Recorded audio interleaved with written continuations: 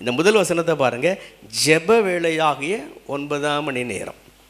இது சபையில் தான், ஆலயத்தில் தான் நடக்கிறது. அதையும் தாண்டி நமக்கென ஒரு ஜெப வேளையை நான் வைத்துக்கொள்வது மிகவும் நல்லது. ஒவ்வொரு நாளும் அதை கடைபிடிக்க முடியுமா என்று கேட்டால் சில சமயங்களிலே முடியாது, பரவாயில்லை. ஆனாலும் ஒருவேளை காலை 4 மணி முதல் 5 மணி, அல்லது 5 மணியிலிருந்து 6 மணி, அல்லது 3 மணிலிருந்து 6 மணி வரைக்கும் உங்களால் எது முடிகிறதோ ஒரு டைம், இது என்னுடைய ஜெப நேரம்தான், வைத்துக்கொள்வது மிகவும் நல்லது.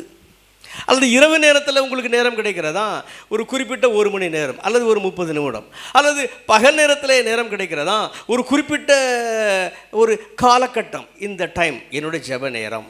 அந்த சமயத்தில் என்ன வேலைகள் வந்தாலும், என்ன காரியங்கள் வந்தாலும் அதை சற்று ஒதுக்கி வைத்துவிட்டு ஒரு ஜெப வேலையை உங்களுக்கென நீங்கள் நியமித்து கொள்ளுங்கள், மிகவும் நல்லது. சில சமயங்கள் கடைபிடிக்க முடியாத சூழல் இருக்கலாம், பரவாயில்லை, மேக்சிமம் கடைபிடிக்க நீங்கள் ட்ரை பண்ணுங்கள்.